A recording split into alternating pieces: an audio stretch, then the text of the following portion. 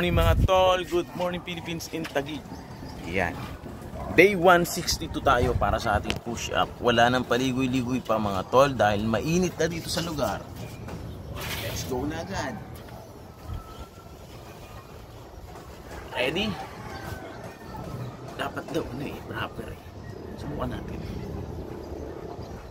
1 2 3 4 5 6, 7, 8, 9, 10, 11, 12, 13, 14, 15, 16, 17, 18, 19, 20, 21, 22, 23, 24, 25, 6, 7, 8, 9, 13, 12, 22.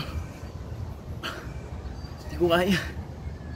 Hindi ko kaya 35. Nanibago yata ako sa posisyon. So, yan mga tol.